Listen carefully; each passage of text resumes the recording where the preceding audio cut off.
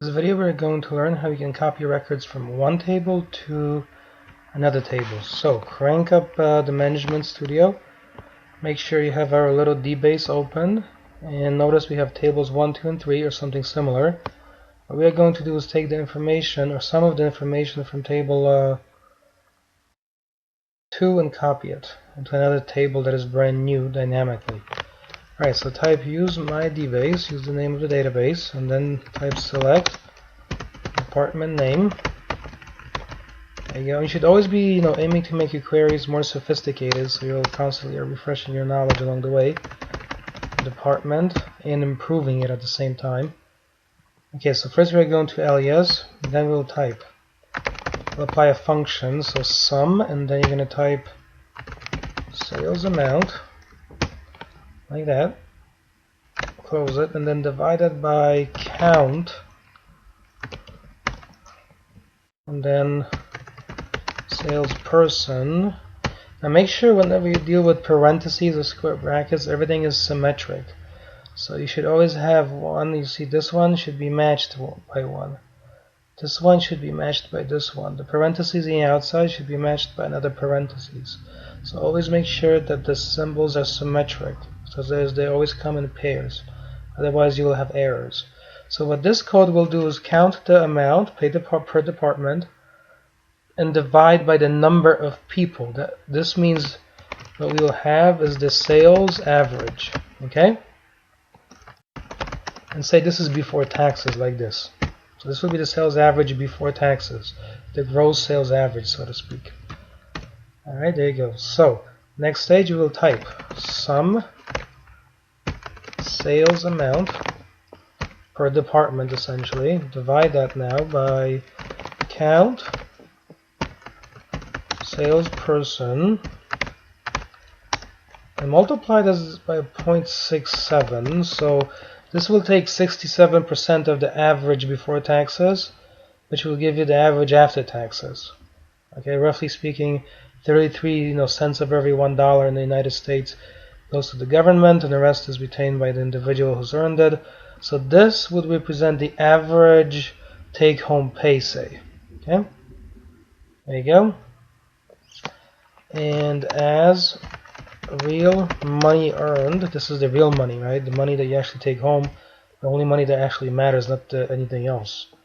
I mean, who cares if you're making $5 million on a piece of paper, but you're taking only, a small fraction of that home. So into table 4 from dbo.table2. So what this will accomplish is the reading of these records into a new table, and the name of that table will be table 4. So into table 4 from table 2. Alright, now we're going to do this. Group by department name. Notice that you remember sum and count are functions that are provided by the system, so we can use them to operate on columns. It's hard to do much practical stuff without using these functions that come with the system already. It's okay. And then type having sum, and here say sales amount between, say, 100,000 and 1.5 million. There you go. And at the end type order by and then department name, and now VSC, like that. There you go. So let's delete this code down below. Here's our code. Alright, and it says no column specified for column 4 of table 4. Alright, let's see. That should be okay. So we are selecting the department name as a department. Then we have this as sales average before taxes, and real money earned after taxes, in other words, money, which is the same as the previous one, just multiplied by 0.67. Into table 4 from table 2, group by department name, having sum of the sales amount per department between 100,000 and 1.5 million, and lastly order by department in descending order. Alright, let's parse this. Now, you see, if you ever get a message like this that's red, that means something is wrong, and at least this is somewhat helpful here. It says incorrect syntax, need the keyword into. So to fix it, get rid of the comma. There you go. So I wanted to show you, so that if you ever do see that, always look for the simplest solution first. Many times it's a syntax error. Pause it. There you go, perfect. Now here on the left side, as you can see, there's no table present. Alright, and notice that this field here, this will be computed.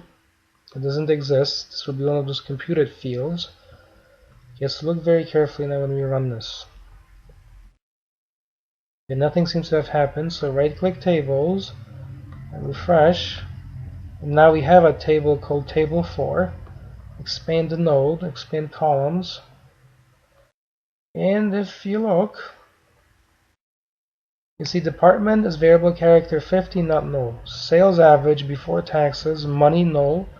And the real money earned after taxes. And notice the type of it. It says numeric 22,6. Okay, and so let's look inside this table. Right click and then edit top 200 rows. And here it is. You see that?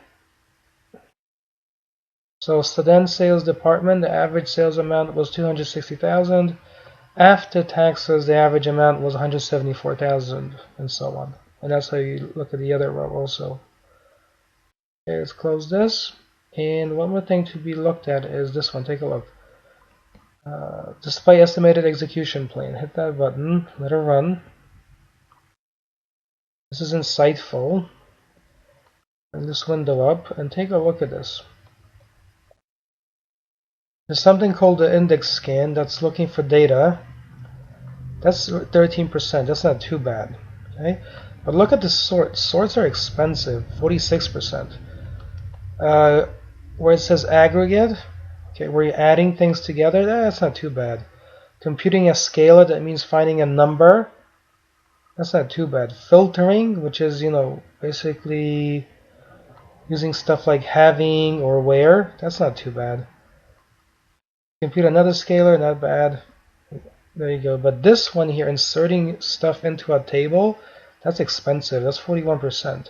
So notice that sorting and inserting are expensive operations. And of course, seeking data is also expensive. Some of these other ones are very cheap, right? 0% of the query. So, pretend the query consisted of 100 steps, and 41 of those steps would be taken up using inserting into the table. 13 of those steps would go into the clustered index scan, searching for the data. And another 46 of those steps would go into sorting the data. And the other ones wouldn't really count, you see? They're very insignificant in terms of what's required to make that work. Okay, so keep this in mind that we do have. Now if you also right click this and you choose design, there you go. So you've got department, you've got this, you've got this. And notice this has been converted or produced as a numeric. Yeah, there you go. There you go. So thank you very much, and this is available. Please be sure that you also refer to the little PDF that contains like a sequence of pictures to show you roughly what's happening to the tables during this process. That's very important because that's real comprehension.